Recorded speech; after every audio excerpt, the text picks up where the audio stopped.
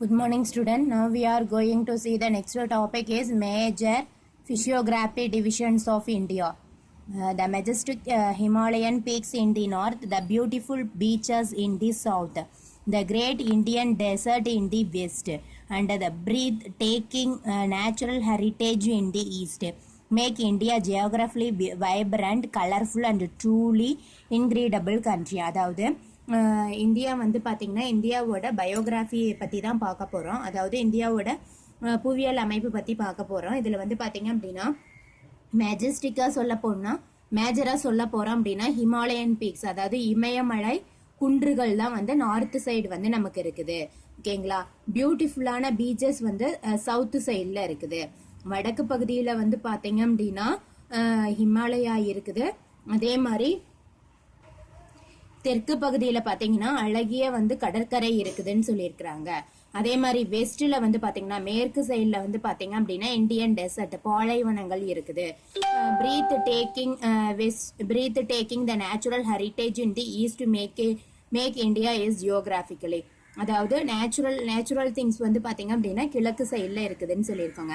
அதனால இந்தியா வந்து ரொம்ப அழகா தெரியுது அப்படின்னு சொல்லியிருக்காங்க. There is a varied nature of a physiographic division in India. Though the country has many landforms based on the major difference, it is divided into the following five physiographic division. அதாவது இந்தியாவில் இந்த மாதிரி நிறைய அழகான things இருந்தாலும் அதுக்குள்ளார பார்த்தோம் அப்படின்னா 5 மிகப்பெரிய டிஃப்ரென்ஸ் இருக்குது. அந்த 5 மிகப்பெரிய இந்தியா வந்து அந்த 5 மிகப்பெரிய டிஃப்ரென்ஸில் வந்து 5 டிவிஷனாக வந்து பிரிக்கிறாங்க.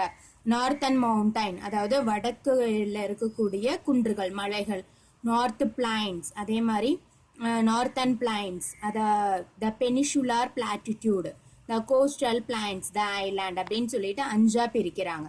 சரிங்களா. மலைகள், சமவெளிகள், பெனிஷுலார் பிளாட்டிடியூட், அதே மாதிரி கோஸ்டல் பிளைன்ஸ், ஐலாண்டு அப்படின்னு சொல்லிட்டு 5ஆ பிரிக்கிறாங்க. இந்த நார்த்தன் மவுண்டைன் பற்றி தான் பார்க்க போகிறோம். இந்த நார்த்தன் மவுண்டைனுக்குள்ளார இமயமலை தான் வரும். இமயமலையை பற்றி தான் இப்போ ஃபுல்லாகவே நம்ம பார்க்க போகிறோம். சரிங்களா. ஹிமாலயாஸ் பற்றி தான் பார்க்க போகிறோம். இதில் வந்துட்டு the northern mountain consist of the youngest and the loftiest mountain chains in the world. இந்தியாவில் வேர்ல்டுலேயே வந்து பார்த்தீங்கன்னா ரொம்ப பெரிய மலை அப்படிங்கிறது பார்த்தீங்க அப்படின்னா நார்த்தன் மவுண்டைனான இமயமலை தான் சொல்லியிருக்காங்க. இந்த இமயமலை வந்து பார்த்தீங்க அப்படின்னா குன்றுகள் மாதிரி இருக்குது. அதாவது ஒன்று மேலே ஒன்று மடிச்சு இருக்கிற மாதிரி இருக்குது மலைகள். சரிங்களா. அதை தான் இங்கே வந்து சொல்லியிருக்கிறாங்க. It was formed only the few millions years ago. இது வந்து ஒரு மில்லியன் இயர்ஸ்க்கு முன்னாடி தான் உருவாயிருக்குது. And formed by the folding of the earth crust due to the tectonic activity. அதாவது பூமியில் நடந்த ஒரு டெக்டானிக் ஆக்டிவிட்டிங்கிறத பார்த்தீங்க அப்படின்னா நிலம் வந்து நகர்றது. சரிங்களா. நிலம் வந்து நகர்றதுனால ஏற்பட்ட இந்த விளைவுகள் தான் வந்து மடிப்பு மலைகள் அப்படின்னு சொல்றாங்க. சரிங்களா.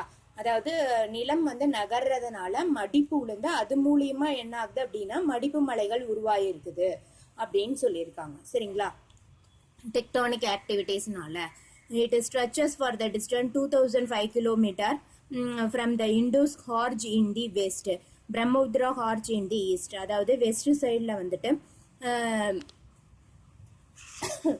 அதாவது மேற்கு பக்கத்தில் இருக்கக்கூடிய கங்கா நதியும் அதே மாதிரி கிழக்கு பக்கத்தில் இருக்கக்கூடிய பிரம்மபுத்திரா நதியும் வந்து பார்த்தீங்கன்னா 2500 கிலோமீட்டர் வந்து பரவி இருக்குது அப்படின்னு சொல்றாங்க. சரிங்களா.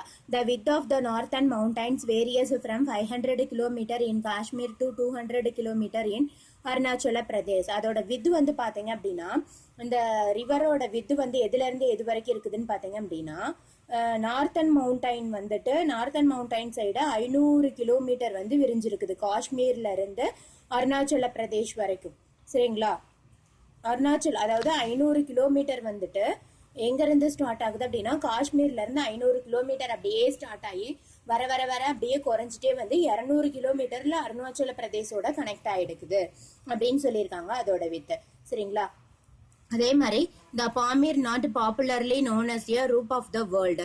பாமீர் நாட்டுங்கிறது வந்து ரூப் ஆஃப் த வேர்ல்டுன்னு சொல்லியிருக்காங்க. அதாவது நம்மளோட வேர்ல்டோட ரூஃப் கூரைன்னு சொல்லியிருக்காங்க, மேல் கூரைன்னு. Is connecting link between the Himalayas and high ranges of central Asia. அதாவது ஹிமாலயாவிலையும் இது கனெக்ட் ஆகிடுக்குது த்ரோ எங்க வரைக்கும் கனெக்ட் ஆயிடுக்குதுன்னு பாத்தீங்கன்னா சென்ட்ரல் ஆசியாவில் அதிகமா வந்து கனெக்ட் ஆயிடுக்குது அப்படின்னு சொல்றாங்க. சரிங்களா? பாமீர் நாட் அப்படிங்கிறது. ஓகேங்களா? From the Pamir Himalayas extend eastward in the form of the arc shape. Himalayas வந்து எக்ஸ்டெண்ட் ஆகி, சரிங்களா, ஃப்ரம் த பாமீர் ஷேப்ல இருந்து எக்ஸ்டெண்ட் ஆகி ஈஸ்ட் பக்கமா வந்து ஒரு ஆர்க் ஷேப்ல வந்து நமக்கு கிடைக்குது அப்படின்னு சொல்றாங்க. The term Himalaya is derived from the Sanskrit. It means the abode of snow அப்படின்னு சொல்லியிருக்காங்க. ஹிமாலயாங்கிற வேர்டு வந்து சான்ஸ்கிரிட்ல இருந்து டிரைவ் பண்ணி வந்திருக்குது. இதோட உண்மையான பதில் என்னன்னு பாத்தீங்க அப்படின்னா, சரி, உண்மையான மீனிங் என்னன்னு பாத்தீங்கன்னா பனி உறைவிடம் அப்படிங்கிறது தான் meaning. The abode of snow அப்படிங்கிறது பனி உறைவிடம் அப்படின்னு சொல்றாங்க. Are you clear this? இது புரியுதுங்களா உங்களுக்கு? இது ஃபுல்லாவே வந்து பாத்தீங்க அப்படின்னா இந்தியாவை பத்தியும் இந்தியாவில் இருக்கக்கூடிய இமயமலை பத்தியும் சொல்லியிருக்கிறாங்க நமக்கு. சரிங்களா? இமயமலை எப்படி இருக்குது, எங்க இருந்து எது வரைக்கும் பரவி இருக்குது, இமயமலையில எத்தனை ஆறுகள் ஓடுது, சரிங்களா, அந்த ஆறோட நீளம் அகலம் என்ன அப்படிங்கறத சொல்லியிருக்காங்க நமக்கு. சரிங்களா? அடுத்தது வந்து பாத்தீங்கன்னா the northern mountain of the function as a great wall in grouped in 3 divisions. Northern மவுண்டைனான இமயமலையில இருந்து 3 ஃபங்க்ஷன்ஸ் நடக்குது. அந்த மவுண்டைனை 3ஆ டிவைட் பண்ணியிருக்காங்க. The trans Himalaya, Himalaya, eastern Himalaya or Purvanchal hills அப்படின்னு சொல்லிட்டு. Aravali range is the oldest fold mountain range in India. இந்தியாவிலேயே வந்து ஆரவாலி மலைத்தொடர் தான் மிக பழமையான அடுக்கு மலைத்தொடர் அப்படின்னு சொல்லியிருக்காங்க. சரிங்களா? இது வந்துட்டு பாருங்க, இமயமலையை கொடுத்துருக்காங்க, ஹிமாலயன்ஸ் கொடுத்துருக்காங்க பிக்சர் நமக்கு. இப்போ அதுல இருந்து தான் பார்க்க போறோம். ஹிமாலயாவை வந்து 3 பார்ட்டா வந்து பிரிச்சிருக்காங்க. அந்த 3 பார்ட்டை பத்தி தான் நம்ம இங்க பார்க்க போறோம். சரிங்களா? The trans Himalayas, it lies to the north of the great Himalayan range. The trans ஹிமாலயாஸ்ல என்ன சொல்லியிருக்காங்கன்னு பார்த்தோம்னா, it lies to the north of the great Himalayan range. It lies in Jammu and Kashmir and Tibetan platitude. As its real extent is more in Tibet, it is also known as a Tibetan Himalayas. அதாவது north சைடில் வந்து பரவி இருக்குது Himalayan அப்படின்னு சொல்லியிருக்காங்க.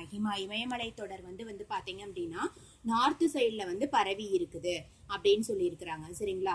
இது வந்து Jammu and காஷ்மீரில் பார்த்தீங்க அப்படின்னா Jammu and Kashmir and Tibetan பிளாட்டிடியூடுக்கு நடுவில் வந்துட்டு ஹிமாலயாஸ் இருக்குது அப்படின்னு சொல்லியிருக்காங்க. ஓகேங்களா?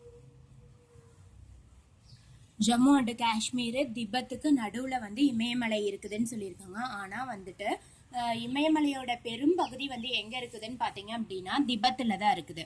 அதனால ஹிமாலயாஸை வந்து என்னன்னு சொல்றாங்கன்னா திபெத்தியன் ஹிமாலயா அப்படின்னு சொல்றாங்க. சரிங்களா? The Trans Himalayan about 40 km wide in the eastern and western extremities and about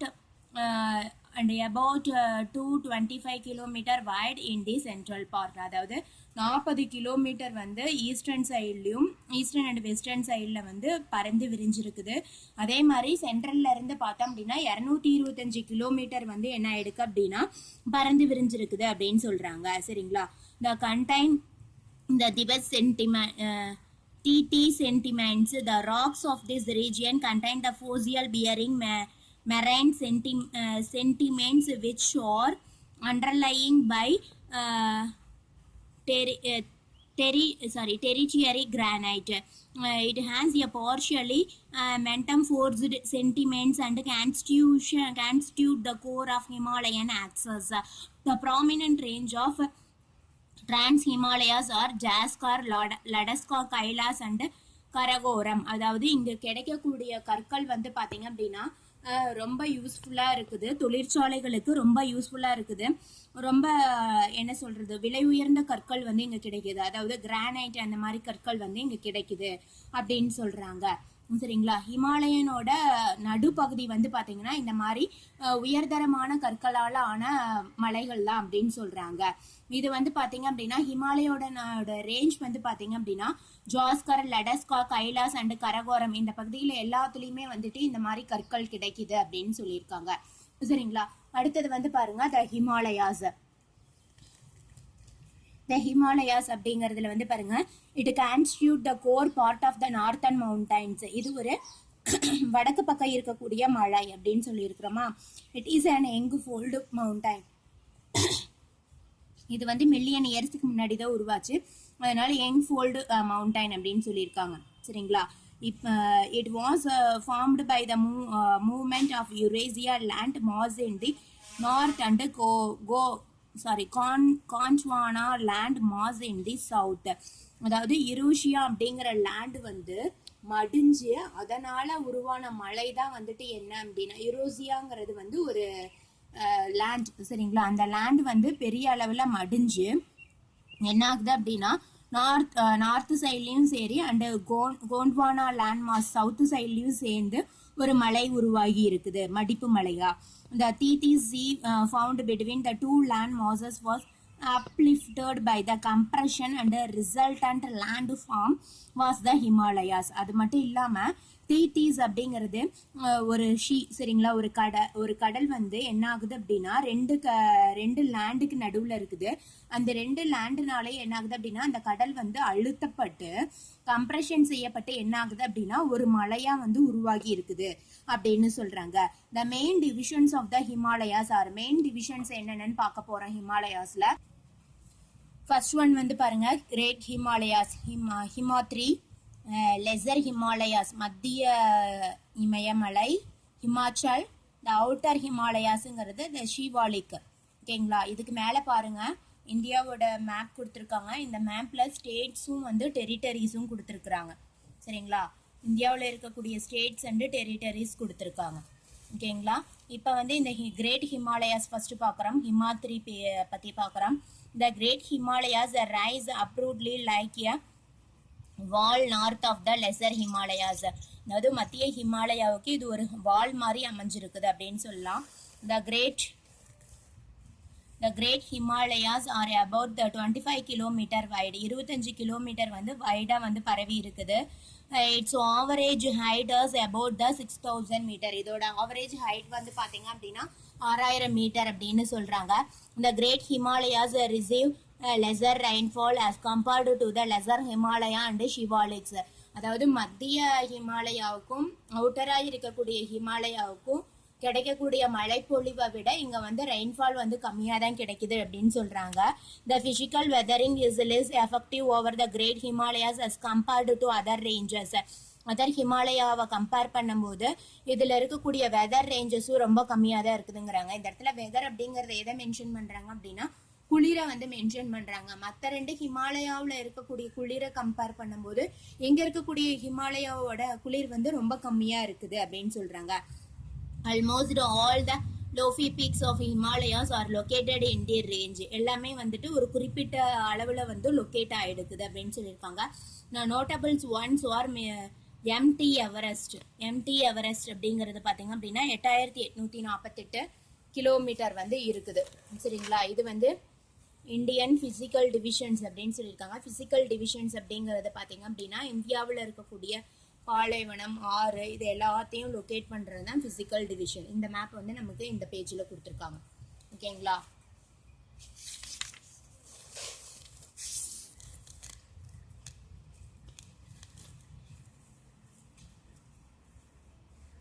And Kanchenjunga, MT Everest is located in the Nepal. Kanchenjunga is located between the Nepal and Sikkim. அதாவது கஞ்சன்ஜங்காவும் அந்த empty எவரெஸ்டும் வந்து பார்த்தீங்க அப்படின்னா ரொம்ப important ஒன்று இமயமலையில். சரிங்களா. இது எங்கே லொக்கேட் ஆகிடுக்குதுன்னு பார்த்தீங்க அப்படின்னா Nepal and Kanchenjunga located between Nepal and சிக்கிமில் லொக்கேட் ஆகிடுக்கு. சரிங்களா. எம்டி எவரெஸ்ட் எங்கே லொக்கேட் ஆகிடுக்குன்னா நேபாளில், கஞ்சன்ஜங்கா எங்கே லொக்கேட் ஆகிடுக்குன்னு பார்த்தீங்கன்னா சிக்கிமில் லொக்கேட் ஆகிடுக்குது. This range is the most continuous of all ranges. It is the region of permanent snow cover அப்படின்னு சொல்லியிருக்காங்க. இதோட ரேஞ்சஸ் வந்து பார்த்தீங்க அப்படின்னா பர்மனண்ட்டாக வந்து ஸ்னோ வந்து ஃபார்ம் ஆகிடுக்கும் அப்படின்னு சொல்லியிருக்காங்க. சரிங்களா. குளிரும் பனியும் வந்துட்டு பர்மனண்ட்டாக இருக்கும் அப்படின்னு சொல்லியிருக்கிறாங்க. ஓகேங்களா. So it has a many glaciers, Gangotri, Yamunotri and Siachen are some of them. இதுல வந்து நிறைய வந்துட்டு ஒரு ரிவர்ஸ் ஓடுதுன்னு சொல்றாங்க. அந்த ரிவர்ஸ் என்னென்னு பார்த்தோம் அப்படின்னா கங்கா, யமுனா, அதே மாதிரி சைச்சன் அப்படின்னு சொல்லியிருக்கிறாங்க. சரிங்களா? அடுத்தது வந்து பாருங்க, ஒரு என்ன சொல்லியிருக்காங்க, Himalaya is the home of the several high peaks. அதாவது பெரிய மலைகளின் அரசன் யார், ஹோம் யார் அப்படின்னு பார்த்தோம் அப்படின்னா ஹிமாலயா தான் சொல்லியிருக்காங்க. However it holds the record of having the maximum number of highest peak among any mountain range in the world. வேர்ல்டுலேயே வந்து அதிக மலைத்தொடரை கொண்டு உள்ள மலை எதுன்னு பார்த்தீங்கன்னா ஹிமாலயா தான். வேர்ல்டுல வந்து பாத்தீங்கன்னா 14 பெரிய மலைகள் இருக்குது. அதுல 9 பெரிய மலையை வந்து இது உள்ளடக்கி இருக்குது அப்படின்னு சொல்றாங்க. சரிங்களா? செகண்ட் ஒன் வந்து பாருங்க, the lesser Himalayas or the Himachal. Himachal பத்தி பார்க்க போறோம். ஹிமாச்சல்ல என்ன சொல்லியிருக்காங்க, it is the middle range of Himalaya. ஹிமாலயாவோட மத்தியில இருக்கக்கூடிய பகுதி தான் இந்த ஹிமாச்சல் அப்படின்னு சொல்லியிருக்காங்க. Height of this range varies from 3700 kilometre to 4500 metre அப்படின்னு சொல்லியிருக்காங்க. 3700 மீட்டர்ல இருந்து 4500 மீட்டர் வரைக்கும் பரவி இருக்குது. It is width varies up to 80 kilometre, 80 kilometre width இருக்குது. Major rocks of this range are slate, limestone and quartzite. இதுல வந்து என்னென்ன கிடைக்குதுன்னு பாத்தீங்கன்னா கற்கள் வந்து என்னென்ன கிடைக்குதுன்னு பாத்தீங்க அப்படின்னா வெண்கற்கள் வெண்கற்கள் சொல்றாங்களா அது, அதே மாதிரி சுண்ணாம்பு கற்கள், இது எல்லாமே இந்த இடத்துல கிடைக்குதுன்னு சொல்றாங்க. This region is subjected to extensive aeration due to the heavy rainfall, deforestation, urbanization. காடுகளை அழிக்கிறதுனால என்ன ஆகுது அப்படின்னா, காடுகளை அழிச்சு அந்த இடத்துல வந்துட்டு குடியேறணுங்கிற காரணத்துக்காக மக்கள் வந்து காடுகளை அழிக்கிறாங்க. அதனால வந்து என்ன நடக்குது அப்படின்னா மண்ணரிப்பு ஏற்படுது அப்படின்னு சொல்றாங்க. ஓகேங்களா? அதே மாதிரி நிறைய வந்து ரெயின்ஃபால்னாலையும் மண்ணரிப்பு ஏற்படுது அப்படின்னு சொல்லியிருக்காங்க. பிர்பஞ்சால், தால்தார் and Mahabharat or the mountain range found in this part. இந்த பார்ட்ல வந்து இந்த மவுண்டைன்ஸ் எல்லாம் இமயமலை மவுண்டைன்ஸ் வந்து காணப்படுது அப்படின்னு சொல்றாங்க. பீர்பஞ்சால், தால்தார் அண்ட் மகாபாரத் ஆகிய பகுதிகளில் பரவி கிடைக்குது இமயமலை அப்படின்னு சொல்றாங்க. சரிங்களா? அடுத்தது வந்து பாத்தீங்க அப்படின்னா major hill stations of Himalayas are located in this range. பெரிய ஹிமாலயாவோட முக்கியமான பார்ட் எல்லாமே இந்த ஊர்ல தான் வந்து பரவி கிடக்குது அப்படின்னு சொல்லியிருக்கிறாங்க. அது மட்டும் இல்லாம இதுல வந்துட்டு முக்கியமான அதாவது சுற்றுலா தலமா இமயமலையில இருக்கக்கூடிய சுற்றுலா தலங்கள் என்னன்னு பாத்தீங்கன்னா சிம்லா, முசோரி, நெய்னிடால், ஆல்மோர், ராணிகாண்ட் அண்ட் டார்ஜிலிங். இதெல்லாம் வந்து சுற்றுலா தலங்களா இருக்குது, இமயமலையோட சுற்றுலா தலங்களா இருக்குது. ஓகேங்களா? அடுத்தது வந்து பாத்தீங்க அப்படின்னா the major passes in the Himalayas of Karakoram Pass, Jojila Pass, Sibikla Pass, Bomila Pass and Nathula Pass, Jilpal Pass. இது எல்லாமே வந்து மேஜர் பாசஸா இருக்குது. அதாவது மேஜர் பாசஸ் அப்படிங்கிறது ரிவர்ஸா இருக்குது. the Khyber Pass which connect bosses அப்படிங்கிறது பார்த்தீங்கன்னா கணவாய்கள் சொல்றாங்க இல்லையா, கால்வாய் கணவாய் சொல்றாங்க இல்லையா, இந்த கணவாயில வந்து எங்க இருக்குது அப்படின்னா இமாலயாஸ்ல இருக்கக்கூடிய மேஜர் கணவாய்ஸ் அப்படின்னு சொல்லியிருக்காங்க. அதுல Khyber pass which connected the Pakistan and Afghanistan. பாகிஸ்தானையும் ஆப்கானிஸ்தானையும் கனெக்ட் பண்ணக்கூடிய கணவாய் என்ன அப்படின்னு பார்த்தீங்கன்னா Khyber pass. Bolan passes the Pakistan are the important passes of the Indian subcontinent. இந்தியாவோட இணைக்கக்கூடிய கணவாயான போலன் பாஸ் வந்து ரொம்ப இம்பார்ட்டன்டான ஒன்று. அதுவும் வந்து ரொம்ப அதிக அளவில் விளைச்சலை குடிக்கக்கூடிய ஒரு கணவாய். சரிங்களா? அந்த கணவாயில இருக்கக்கூடிய நீரை பாய்ச்சி நிறைய அளவுல விளைச்சல் பாக்குறாங்க அப்படிங்கறத இங்க சொல்லியிருக்கிறாங்க. R you clear this? புரியுதுங்களா உங்களுக்கு? ஓகேங்களா? Okay student, we will meet in next video. Suppose do you have any doubt, ask to me. Okay? So homework வந்து பாத்தீங்க அப்படின்னா இப்ப நம்ம நடத்துனது ஃபுல்லாவே ஹோம்ஒர்க்கா எழுதிருங்க. சரிங்களா? அதாவது எங்க இருந்து எழுதுறீங்க அப்படின்னா இது homework, the Trans Himalayas and the Himalayas, இது ரெண்டுமே ஹோம்ஒர்க் இன்னைக்கு. ஓகேங்களா? ஹிமாலயாஸ்னா என்ன நடத்திருந்தோம், அதுல இருக்கக்கூடிய 3 பிரிவு வந்து இருக்குது. அதுல 2 பிரிவு நடத்திருக்கோம். அந்த 2 பிரிவை நீங்க எழுதிருங்க. சரிங்களா? டிரான்ஸ் ஹிமாலயாஸ் அண்ட் ஹிமாலயாஸ் வந்து homework. Okay, thank you student. We will meet in next video.